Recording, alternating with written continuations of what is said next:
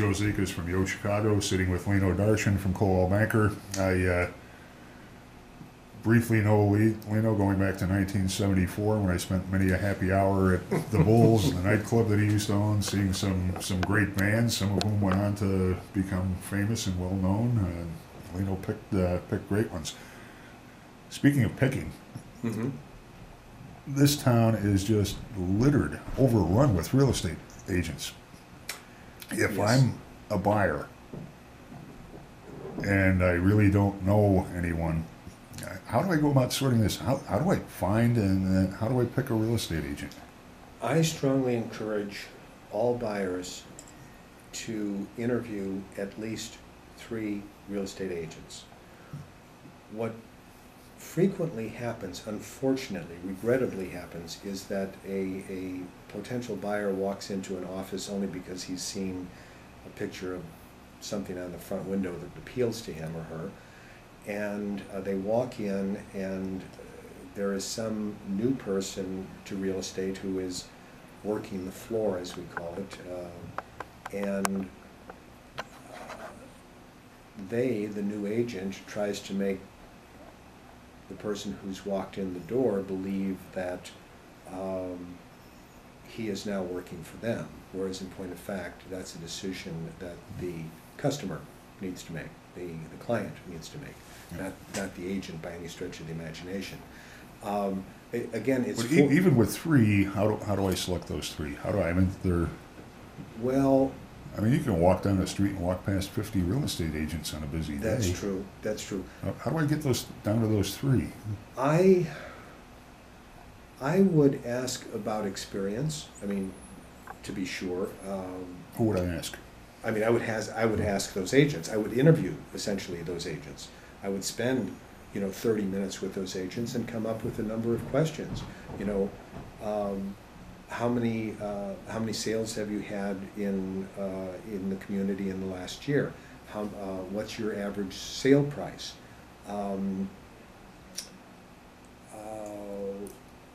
Being knowledgeable as I am about the rules and the laws of agency, I would grill them on, okay, what is my relationship to you?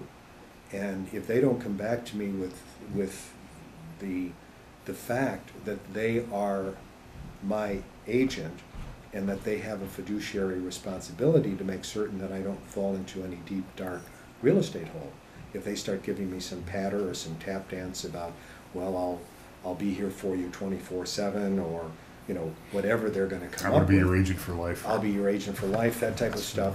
I mean, that's bogus. And I mean, again, yes, new people do need, and sometimes a new person, a sharper new person, will have the energy, will have the enthusiasm, will turn to other people in the office or turn to their manager and say, I have this new buyer, he's in the $400,000 price range, I want to make certain that I'm doing right by him.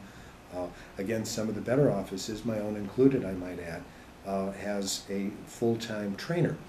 And I mean, we have a number, there's assistant managers and what have you, that, I mean, of course we have 250 agents in our office. I mean, it's somewhat monolithic, but I mean, that's absolutely essential. I mean, I would ask a new agent, what kind of training program do you have? Do you have any designations, perhaps? I mean, I happen to have a number of designations, but... The last time I checked on Realtor.com and looked up designations, 70% of the people were lying about the designations they had. No kidding. So, I mean, that's frightening. Check that out. Go pick it at random. I mean, I'm a certified international property specialist. I'm a certified residential specialist. Since I choose not to broker a firm any longer, I gave up my CRB. But I take those designations seriously because they require a lot of additional work. And I mean, if I ever found anyone misusing those, go do a random search for real estate agents on Realtor.com. You'll find 6 of them on the first page of random results. That's appalling, just absolutely appalling. But nonetheless, the biggest lie that people tell is the ABR. Yeah, the ABR. The accredited buyer's representative. Precisely. I mean, again, I tell my buyers that I will be their buyer's agent, but I mean, I never claim to be an ABR. And the way the law is right now is that as a seller, with a seller, I work as the seller's agent. With the buyer, I work as the buyer's agent. And on the highly unlikely possibility that my buyer likes my seller's property, we fall into a legal situation called disclosed dual agency, which, by the way, I'm very strongly against, because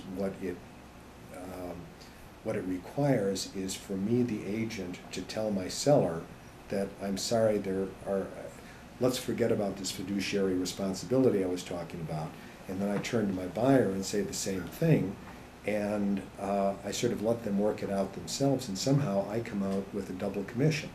And there's something horrifically wrong with that. And again, I serve on the Grievance and Ethics Committee for the Chicago Association of Realtors, which, by the way, is 16,000 strong. 16,000 strong. 16,000 strong, and probably growing. I think... And heavy concentrations of them along the lakefront, in yes, the city of Chicago. Again, as far as selecting an agent is concerned,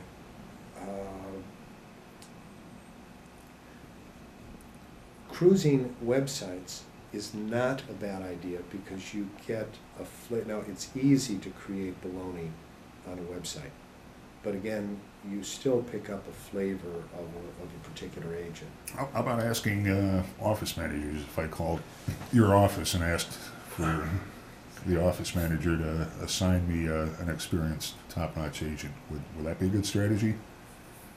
Not necessarily, because again, what he or she, the manager, may do is say, well, geez, Sally was just in my office the day before yesterday crying about the fact that she hasn't had any business and she's a good agent and I don't want to lose her.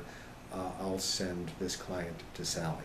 Okay. And Sally and this buyer just might be the worst match ever. So the point I'm getting at is I'm not saying that all managers do this, and to be sure they don't, but managers are not effective unless they maintain a large number of agents in their office. Right. The more agents they have, the more successful potential there is in that particular office. And sometimes, I'm sad to say, I have found brokers, and this is at the grievance committee or the ethics committee level, backing their agent when they know as well as I do that their agent was just dead wrong. But the reason they back their agent is that they don't want to lose their agent, or they don't want that agent going back to the office and saying, my manager didn't defend me, didn't protect me. That type of thing. But those things do happen, unfortunately, in perhaps any number of different businesses. I happen to be very pro-consumer. I'm a big believer in the fact that the seller needs his or her own agent and the buyer needs his or her own agent in order to have an effective deal. And I'm also talking about experience, and you can get experience from good training. Basic philosophies of offices matter as well too. And I think, by the way, and I'm not tooting my own horn, I have no benefit to do this, I'm an independent contractor, but I do believe that my office, is probably one of the most ethical offices in the city.